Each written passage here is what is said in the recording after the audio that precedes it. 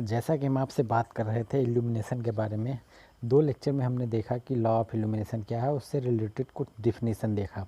आज हम इल्यूमिनेशन के टाइप्स के बारे में बात करेंगे। कैंडेसेंट और इनकैंडेसेंट 2 टाइप होते हैं। उसके अंदर आपके और बहुत सी चीज़ें होती हैं, fluorescent tube, halogen, gas discharge, carbon arc, ये सारे उसके अंदर आते हैं। तो उसी में से कुछ की बारे में बात करेंगे आज हम। सबसे पहले हम बात करेंगे fluorescent tube.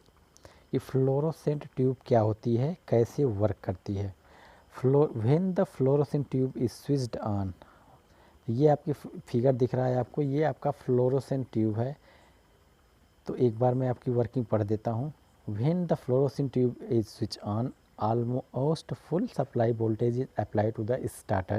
The potential across bimetallic electrode of the starter cause a small glow discharge at a small current, not enough to heat up the tube filament. The discharge is enough to heat bimetallic strip of the starter itself, causing them the bend and make contact.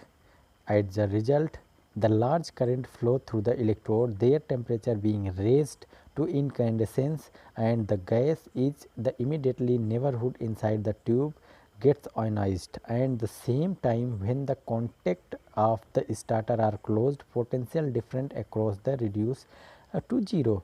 After 2 or 3 seconds, glow discharge tube then starter stop and bimetallic strip cool down when break the contact apart.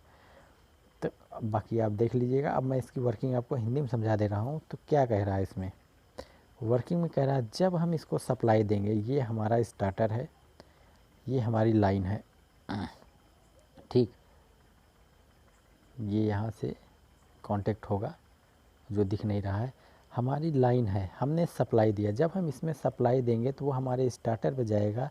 Supply जैसे ही देते हैं तो हमारे starter supply जाके तुरंत हमारे mercury tube में जाएगी। आप कभी भी राड जिसको कहते हैं उसको आप जला के देखिए, इमीडिएट नहीं जलती है।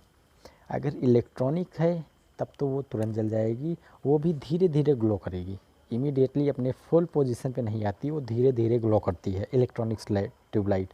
अगर हम बात करें चोक वाली ट्यूबलाइट जो पहले आती थी अभी चलती है, जिसमें स्टार्टर लगा होता है, वो कैपेसिटर का होता है, जब इसमें हम सप्लाई देंगे तो हमारा कैपेसिटर बोले तो स्टार्टर में सप्लाई जाएगी और फिर हमारा मरकरी में जाएगी।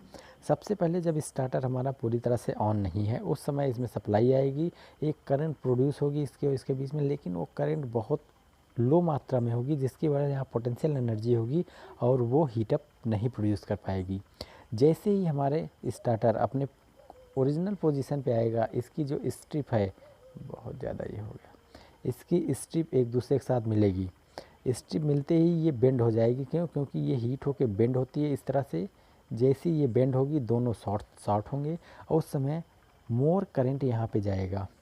अब करंट ज़्यादा हो गया है जिसकी वजह से यहाँ हीट ज़्यादा जनरेट होगा, और हीट ज़्यादा जनरेट होगा, जो इसमें इनर गैसेज हैं वो आयोनाइज्ड हो जाएंगी, और आयोनाइज्ड होने के बाद इन दोनों के बीच में एक आयोनाइज्ड गैस दौड़ेगी, मतलब यहाँ पूरा आयोनाइज्ड, जिसकी वजह से लाइट प्रोड्यूस होगा, और वही लाइट हमें बाहर दिखती है कि हाँ अब हमारी लाइट ग्लो कर रही है। तो ये इसकी वर्किंग होती है सिंपल सी। सबसे पहले हमने सप्लाई दी, हमारी सप्लाई स्टार्टर के थ्रू ट्यूबलाइट में गई। पहले स्टार्टर हमारा जब पूरी तरह से वर्किंग कंडीशन में नहीं था, उस समय हमारी मरकरी जो लाइट है वो हल्का ग्लो करती है, लेकिन उसमें पोटेंशियल एनर्जी बहुत कम होती है। क्यों, क्योंकि करंट की मात्रा बहुत लो होती है, जिसकी वजह से उसमें भरी गैस एनर्जाइज्ड नहीं हो पाती और वो जलती नहीं है। जैसे ही हमारा स्टार्टर का जो मेटलिक स्ट्रिप है, मेटलिक स्ट्रिप कह सकते हैं, या जो ये लगा होता है, ये हीट होके बेंड होगा, हमारा मोर करंट इसमें प्रोड्यूस होगा। जैसे ही मोर करंट प्रोड्यूस होगा इसमें एनर्जी आएगी और मोर हीटअप होगा, और इसमें भरी हुई गैस आयोनाइज्ड हो जाएगी और ये अपने पूरे सिचुएशन में आ जाएगी, फुली जलने लगेगी। जैसे ही ये अपने फुल फॉर्म में आई, मतलब पूरी तरह से जलने लगी, वैसे ही हमारा स्टार्टर कट डाउन हो जाएगा और हमारी सप्लाई कंटिन्यूअस फिर इसमें आने लगेगा और ये बराबर ग्लो करेगा। स्टार्टर काम केवल इतना, वो इसको ज़्यादा करंट देके स्टार्ट करता है फर्स्ट टाइम। जैसे ही हमारी मरकरी स्टार्ट हो गई, गैस एनर्जाइज्ड हो गई अंदर की, फिर वो आपस में एक दूसरे से चलती रहती है, हमारा करंट आता है, एनर्जाइज्ड होता है और फिर वो डिस्कनेक्ट हो जाता है, हमारा वर्क करता है। यही चीज़ इसमें था, मैंने अभी तक जो पढ़ा था कि फ्लोरोसेंट ट्यूब है, हमने स्विच ऑन किया, स्टार्टर में सप्लाई आई, पहले प्रोटीन माइमेटलिक इलेक्ट्रोड था जो स्मॉल ग्लो डिस्चार्ज हुआ, स्मॉल करंट था, हीट अप नहीं हो पाया, एंड देन इस by step starter causing bend हुआ और कांटेक्ट बनाया, लार्ज करंट फ्लो हुई और उसमें टेम्परेचर रेज हुआ। ठीक, तो यही सारी चीज़ें इसमें लिखी हुई हैं किस तरह से ये वर्क कर रहा था। ये तो आपका फ्लोरोसेंट ट्यूब हो गया, आपको समझ में आ गया होगा। अब इसके बाद मैं बात करूँगा गैस डिस्चार्ज लैंप के बारे में कि किस तरह से गैस डिस्चार्ज लैंप वर्क करता है। A gas discharge lamp consist of a transparent gas discharge enclosure containing a small quantity of gas and vapor at the low pressure, and two electrodes provide for connecting a lamp to the main supply. When the electrode establishes a potential difference, a gas gets ionized. Consequently, the electrical current flow and a luminous discharge is obtained by the excited atom on the gas. मतलब जब यहाँ पे हमारा supply दी जाएगी, working of supply यहाँ पे दी जाएगी, anode और कैथोड पे जाएगी, इसके बीच में एक डिस्चार्ज ट्यूब होगी जहाँ पे वेरी लो प्रेशर होगा, एयर का बहुत ही कम प्रेशर होगा। ये एक बार इसके बीच में जो भी गैस है उसको एनर्जाइज्ड कर देगी, एनर्जाइज्ड करने के बाद इसमें एक पाथ बन जाएगा और ये बराबर फ्लो करेगी।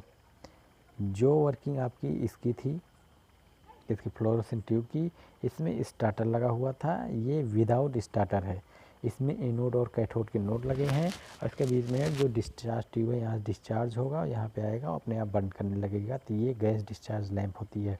अब हम इसके बाद बात करेंगे हैलोजन लैंप की, वो भी नेक्स्ट लेक्चर में।